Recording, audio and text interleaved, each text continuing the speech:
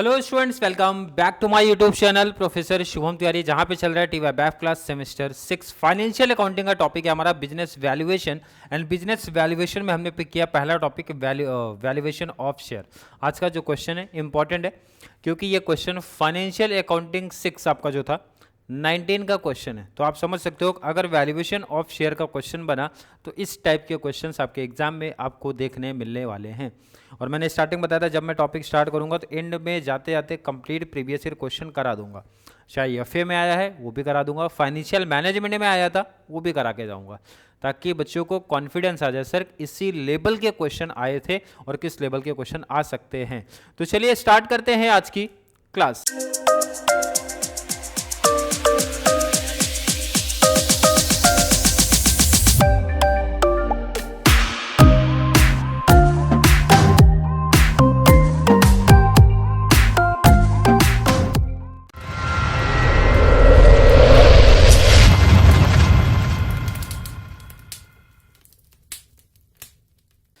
Question number 8 सामने दिख रहा है। पहले तो ये डिटेल्स की बात कर लें क्योंकि देखो बहुत सारे सम्स ऑलरेडी हो चुके हैं, तो हर एक बच्चे को कॉन्सेप्ट थोड़ा सा क्लियर हो गया होगा कि सर जो हमारा इंट्रिंसिक वैल्यू होता है, इंट्रिंसिक वैल्यू मेथड होता है, उसमें कर क्या रहे हैं सर असेट एग्रीड वैल्यू। मतलब है कि अगर नई वैल्यू दिया है तो वो रिकॉर्ड कर लो, नहीं दिया है तो जो ऊपर बैलेंस शीट की वैल्यू वो कॉपी कर लो, माइनस लायबिलिटी कर दो, जो आंसर मिला उसको अगर मैं divide by number of share से कर देता हूं तो इंट्रिंसिक वैल्यू पर शेयर आ जाता है। क्लियर? मतलब ये आप बोल सकते हो कि भाई ये फॉर्मेट है हमारा। एंड बात कर दो यील्ड वैल्यू मेथड का, एवरेज प्रॉफिट बिफोर टैक्स दिया तो पहले एवरेज आप कर दो, बिफोर टैक्स है मतलब टैक्स माइनस कर दो, ट्रांसफर टू रिजर्व बोला तो भाई ट्रांसफर कर दो, प्रेफरेंस डिविडेंड अगर मेंशन रहेगा तो करना, अदरवाइज नहीं करना। तो फ्यूचर मेंटेनेबल प्रॉफिट, या ध्यान रखना बच्चा ये नहीं बोलेगा सर अभी आपने इसके पहले तो फ्यूचर मेंटेनेबल प्रॉफिट तो लिखा ही नहीं था, तो कोई इशू नहीं भाई, एडजस्टेड एवरेज प्रॉफिट आप लिख सकते हो, वो भी राइट ही है। देन हमारा फॉर्मूला था एक्सपेक्टेड रेट ऑफ रिटर्न, मतलब ये जो क्वेश्चन आया रहता है भाई वो लिखते हैं, divide by equity share capital लिखते हैं, मल्टीप्लाई 100 करते हैं। क्लियर है कि नहीं? ये इसको हम लोग बोलते हैं बेसिकली बोलते हैं profit available for equity share holder, वो भी राइट है, कोई मसला नहीं, कोई प्रॉब्लम नहीं, आप वो वर्ड भी लिख सकते हो। लास्ट में यील्ड वैल्यू का कॉन्सेप्ट लगाते हैं भाई, जो आपका एक्सपेक्टेड रेट ऑफ रिटर्न आया, क्वेश्चन में नॉर्मल रेट ऑफ रिटर्न दिया रहता है, इनटू पेड अप वैल्यू पर शेयर कर देंगे तो हमारा आंसर हो जाता है। आई थिंक इतनी डिटेल बच्चों को पहले से पता थी, बार बार लिख के वीडियो के लेंथ बढ़ा के कोई बेनिफिट नहीं था। क्वेश्चन को मैं स्टार्ट कर रहा हूँ, जरा देखो ना भाई, इंट्रिंसिक वैल्यू में कॉन्सेप्ट क्या सिखाता है, जितने भी असेट है कॉपी कर लो, फिक्टिशियस असेट्स को छोड़ के। चलिए असेट को कॉपी करना स्टार्ट करते हैं। सबसे पहला क्या दिया है? मशीनरी। नेक्स्ट असेट का नाम बताओ? फर्नीचर। Next asset? चलिए नेक्स्ट आ जाओ। Next debtor. नेक्स्ट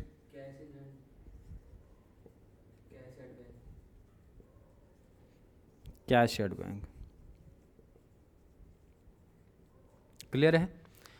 असेट की वैल्यू कॉपी करने से पहले मैच करना कोई नया असेट, तो मतलब असेट की न्यू वैल्यू तो नहीं दिया। तो मशीन का देखो लास्ट में देके रखा है, मशीनरी इज वैल्यूड एट ₹6,37,200। तो भाई मशीन की नई वैल्यू आएगी 6,37,200। सिर्फ एक ही असेट का नया वैल्यू दिया है, बाकी का बैलेंस कॉपी कर लो जरा। फर्नीचर कितना देके रखा था? अगर मैं क्वेश्चन की बात करूं, क्वेश्चन साथ में ही रख लेता हूं मैं। क्वेश्चन दिया है भाई 2 लाख फर्नीचर। चलिए नेक्स्ट, अगर मैं स्टॉक की बात करूंगा, चलिए 12,40,000, 12,40,000। नेक्स्ट अगर बात करूं 4,12,000। नेक्स्ट स्टॉक की अगर मैं बात करूं 6,000। एंड लास्ट अगर बात करूं 8,68,000, 8,68,000। सब असेट का टोटल कर देंगे। एक सेकेंड, कितना टोटल आया? 33,63,200। क्लियर? टोटल असेट आप बोल सकते हो या फिर टोटल असेट एग्री वैल्यू। टोटल असेट मैं बोल रहा हूँ, टोटल असेट्स, और इसको मैं लिख रहा हूँ भाई टोटल असेट्स हमारा ए है, माइनस अगर इसमें से मैं कर दूंगा अपने लायबिलिटीज को। लायबिलिटीज में आ जाओ, कंफ्यूजन होता है बच्चों को कौन कौन सी लायबिलिटी हमारी आती है, आपको ध्यान में रख लेना भाई। आउटसाइडर, आउटसाइडर मतलब आपके करंट जितने भी है सब आ जाएंगे, एंड डिबेंचर या फिर बोरिंग वाले हैं कॉन्सेप्ट वो भी आ जाता है। प्रोविजन फॉर टैक्सेशन पहला आएगा, क्रेडिटर्स को रिकॉर्ड कर लो भाई। पीएनएल नहीं आता है, रिजर्व नहीं आता है, प्रीमियम नहीं आता है, प्रेफरेंस शेयर दिया नहीं था, नहीं तो वो भी रिकॉर्ड होता लास्ट में, इक्विटी दिया, मतलब दो ही लोग हैं, क्रेडिटर है, प्रोविजन फॉर टैक्सेशन है। तो रिकॉर्ड करो जरा, क्रेडिटर, पहला तो क्रेडिटर, सेकेंड हमारा provision for taxation, provision for taxation. Creditor कितना दिया है? 8,18,000। प्रोविजन कितना है? दोनों को ऐड करो, कितना? 12,14,000 माइनस कर दो, माइनस असेट से हो जाएगा, और यहाँ पे ऑलरेडी लिखा है भाई लेस, माइनस असेट से कर दिया, कितना? और अगर मैं इसको डिवाइड कर दूं नंबर ऑफ शेयर से तो आंसर आ गया। क्लियर है क्या? क्लियर। नंबर ऑफ शेयर कहाँ मिलेगा? बैलेंस शीट में ही मिल जाएगा। 50,000 इक्विटी शेयर, क्लियर बोला भी है, तो आप यहाँ पे लिखो जो भाई 50,000 डिवाइड कर दो, आंसर आ गया 42.98। हर एक बच्चे को समझा क्या? अगर ये फॉर्मेट समझा है तो भाई कॉन्सेप्ट क्लियर। पहली क्लास से देख रहे हो तो और कॉन्सेप्ट बेटर तरीके से समझ में आ जाएगा। आ जाओ जरा यील्ड वैल्यू पे, एवरेज प्रॉफिट बिफोर टैक्स। भाई प्रॉफिट ढूंढो जरा, स्टार्टिंग लाइन पढ़ो ना भाई, एडिशनल इन्फॉर्मेशन की। Company transfer 20% of its profit, वो भी आफ्टर टैक्स का बोल रहा है, to general reserve. Net profit before taxation 3 साल का देकर रखा, ध्यान रखना बिफोर टैक्सेशन मतलब टैक्स माइनस करना बाकी है, टैक्स यहां पर आएगा। तो पहले एवरेज करना पड़ेगा क्योंकि 3 साल का प्रॉफिट दिया है, तो पहले एवरेज कर लो भाई। पहले साल का प्रॉफिट कितना है? 5,44,000, तो मैं यहां पे लिख रहा हूं भाई 5,44,000 प्लस सेकेंड ईयर का प्रॉफिट कितना? 7,32,000 प्लस थर्ड ईयर का कितना? 7,88,000। एवरेज करने का मतलब जितने ईयर का प्रॉफिट उतना आप कर दो divide by 3, 20 lakh divide by 3 कर दो, 6,88,000। अगर मैं पूछूं किसी बच्चे को डाउट है क्या एवरेज करने में कोई दिक्कत आई है? एवरेज प्रॉफिट बिफोर टैक्स है। अब टैक्स क्वेश्चन में पढ़ो ना भाई, कितना दे के रखा है, आगे का लाइन है average yield in this type of business is 20%। इसका मतलब ये नॉर्मल रेट ऑफ रिटर्न दिया है, तो ये मैं वैल्यू पहले से लिख देता हूँ, ये आपका 20% मेंशन किया है। क्लियर है कि नहीं? अब आगे का डिटेल, टैक्स कितना परसेंट है? टैक्स आगे मेंशन कर रहे भाई 50% है। कितना परसेंट? 50। चलिए 50% निकालो, 6,88,000 का 3,44,000, और अगर मैं इसको माइनस करता हूँ तो यही सेम अमाउंट आएगा 3,44,000। क्लियर। 688 से 344 माइनस किया तो 344 आया। ट्रांसफर टू रिजर्व कितना बोला है? कितना परसेंट था? 20% स्टार्टिंग में मेंशन है 20%। किसका भाई? 3,44,000 का 20% निकालो जरा आप, कितना आ रहा है?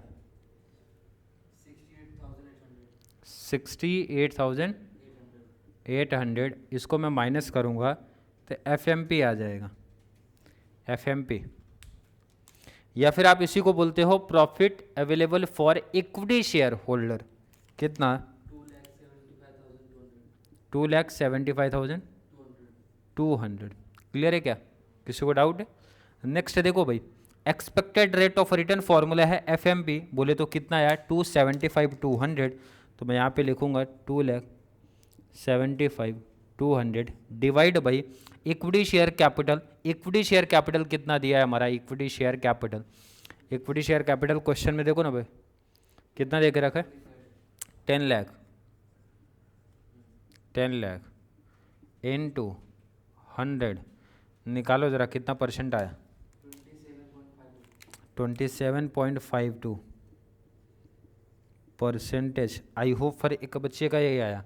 अगर ये आ रहा है तो एक्सपेक्टेड रेट ऑफ रिटर्न अभी तो आपने फाइंड आउट किया, यही तो फाइंड आउट हुआ है। 27.52 आप लिखो, 27.52% इनटू पेड अप वैल्यू पर शेयर, ये भी आपको ऊपर ही डिटेल मिलेगा।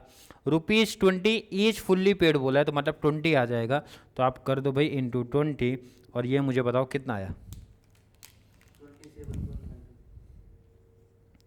27.52 रुपीज़ यील्ड वैल्यू पर शेयर, आंसर आ गया। क्लियर है कि देखो सिस्टमेटिक आप कॉन्सेप्ट जब करते आओगे तो ये कॉन्सेप्ट आपके लिए इजी मिलेगा। एंड 15 मार्क्स आप देख रहे हो एफ 6 में भी कितना इजी लेवल का क्वेश्चन दिखा था। ऑलरेडी एफएम के भी क्वेश्चन ऐड करूंगा मैं आगे, क्योंकि अगर आप प्रैक्टिस करके जा रहे हो वैल्यूएशन ऑफ शेयर को 15 मार्क्स का सिक्योर करना चाहते हो तो एटलीस्ट जितने भी टाइप ऑफ सम है सब सम प्रैक्टिस करना पड़ेगा, तभी आप एक बेटर स्कोर कर पाओगे।